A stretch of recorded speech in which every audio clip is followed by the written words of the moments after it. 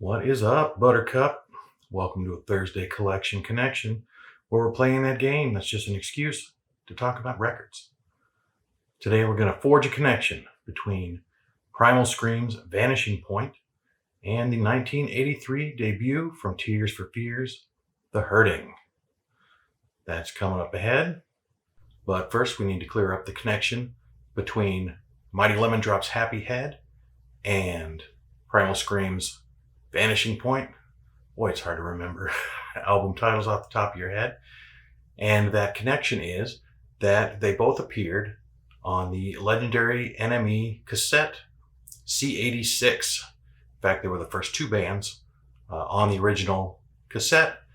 It was something issued by the British music magazine in 1986 and almost accidentally became a snapshot of indie pop at the time and was very influential and sort of defined a sound that kind of went on till Britpop and grunge took over fully. Although it was first just a mail order cassette, that C86 compilation hung around in memory for long enough that in a 2014 Cherry Red expanded it into a 3-disc set, and that's what I have. That version kind of takes the original album and adds another 2 discs worth of artists from the time, from 1986.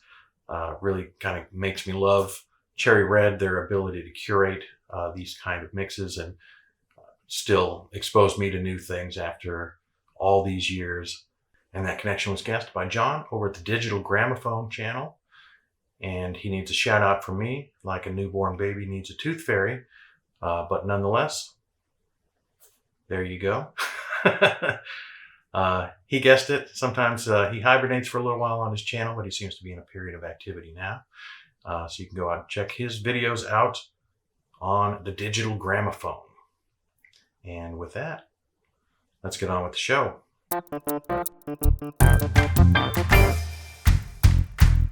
All right, so Eric showed Primal Scream's Vanishing Point album. Wasn't one that I've heard. Did feature the song Train Spotting. He was trying to remember the name of the soundtrack that song appeared on, and I believe it's White Men Can't Jump. So there's that for you, Eric. But seriously, it took me a little while to listen to the album, even though I only had a couple of days. It kind of took me 4 sessions of kind of stop and start listening. And it's hard to say, kind of early on in my mind, I was sort of comparing it to the Verve and the muscular grooves kind of that came off of the Verve's Urban Symphonies, if that's what that one is called, Urban something. How it didn't quite measure up, or something like Spiritualized, Come Together. I think I thought of that too, because I know that Primal Scream have a song called Come Together. I guess I've just been busy enough in the last couple of weeks that my opportunities to listen kind of critically are few and far between, and ultimately getting split up. So I didn't sit down and listen to the album. I listened to the album in about 4 chunks. Some seemed kind of chill and cool, although it started off, I think, with a bit of a noisier track. But I would have to give myself more time to listen to it to really come to an informed opinion on what I think of it. Certainly didn't turn me away, but I just didn't have time to really digest the music. I also didn't do any research on the band because the connection is derived through a piece of trivia that I thought I knew, that I confirmed was true, was accurate, and then was off and running. I could have connected them to the Jesus and Mary chain because Bobby Gillespie of Primal Scream played drums on Psycho Candy, the first Jesus and Mary chain album. But thought that was a little too easy, so I went a slightly different route, and let's get to that now. All right, so I guess that brings us to the meat and potatoes here, which is The Hurting from Tears for Fears. As we've mentioned many times before, Eric and I were in England at this time with our families, and so even though the album didn't superchart in the US, it had a minor hit with Change that Didn't go top 40 or anything. It had 3 top 10 hits in England, and we were in England for those hits to break, Change and Mad World and Pale Shelter. And so it was a natural evolution when we came back to the US, and Songs for the Big Chair was huge. That monumental album was big everywhere. And I didn't really get a sense that the first album hadn't really scored in the US. It's an interesting album. It's an interesting band, Tears for Fears. I have a hard time sort of deciding which one I like best. It's almost like the most recent one that I've listened to from their first 3 albums. The Hurting, Songs from the Big Chair, and Seeds of Love. I feel like Woman in Chains and Bad Man's Song off the Seeds of Love are maybe some of the best songs that they ever made. And yet, side 2 of that one is a little, if not weak, doesn't have the memorable tunes, although I like the songs that are on there. It seems like it gets much more chill, and it almost feels like just a sustained mood on side 2 of that album.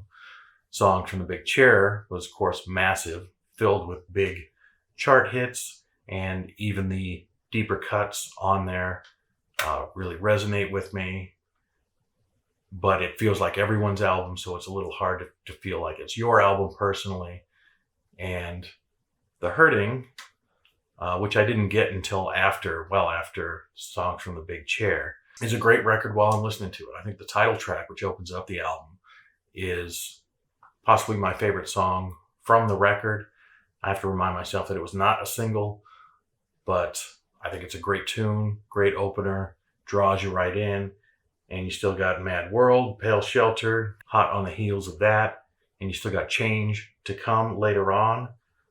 The funny thing about Tears for Fears, one of the funny things, I guess, they were a duo, Kurt Smith, Roland Orzabal, and they had been in a band prior to this, a larger band, but felt like they didn't have quite the creative control that they wanted in that band, and that technology had moved far enough forward with sequencers and things that they were able to effectively make music as just a duo, using drum machines and sequencers to fill out their sound.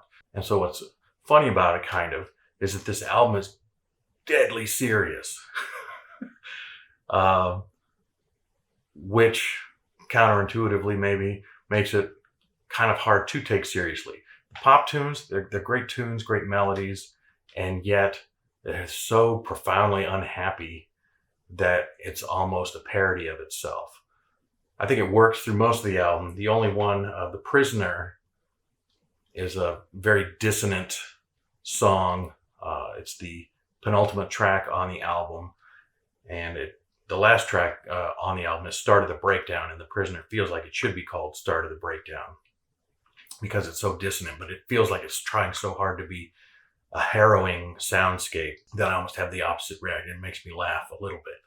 And certainly I have a long history with humorless bands that I love, but it just doesn't seem like they're having any fun at all. And with titles like Ideas as Opiates and The Hurting and Mad World and Suffer the Children and Watch Me Bleed and Start of the Breakdown, it's not even like they were basically having therapy in public. Kind of the whole idea of the band was that you have to talk about your past traumas to get through them, to process them. And that's what they were trying to do with this album. And they loosened up quite a bit thereafter, still remain fairly humorless, but it wasn't so deathly serious that it almost became comic. And certainly people know the Mad World cover by Gary Jules, which strips it down and slows it down a little bit, and to me almost takes it into that same territory of being so, when you're saying, the dreams in which I'm dying are the best I've ever had, so seriously, it's kind of funny.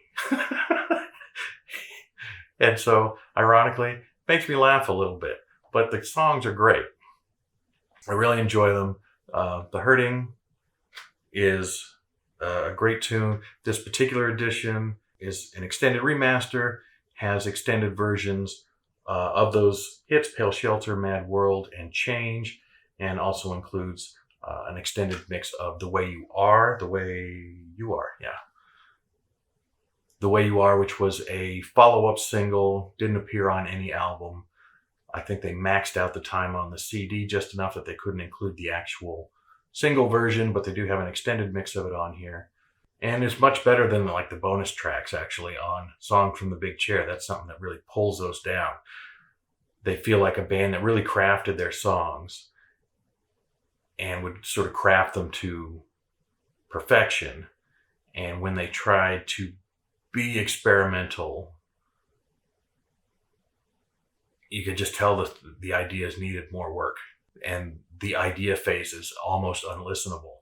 So it's nice that these aren't demos and B-sides, which they said they basically used B-sides to explore more soundscape type things, less pop song format, which makes me feel like The Prisoner probably should have been a B-side to match that aesthetic, but it doesn't try and fill out that whole, all the bonus tracks with B-sides of the time. I'm rambling. I once again forgot to say that this is a game that I play with my brother, Plastic Eric, over on the Plastic Soundwave Cult channel. And every Monday he shows an album. Every Thursday I show an album.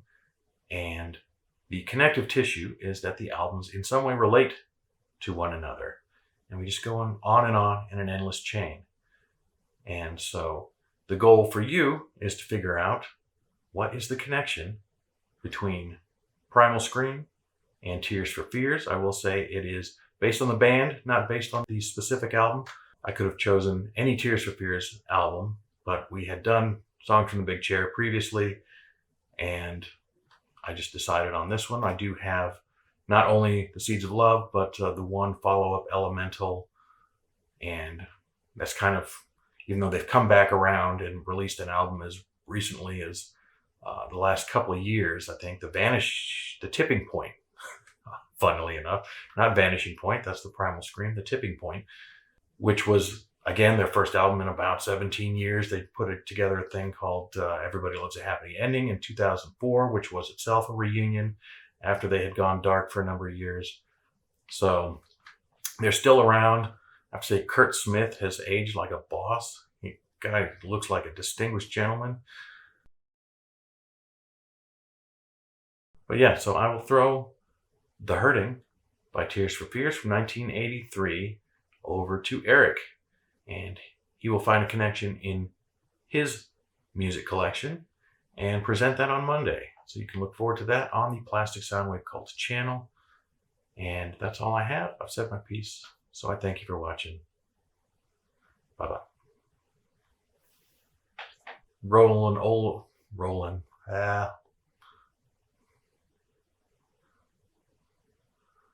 Ozer, I can't say his name, so I won't.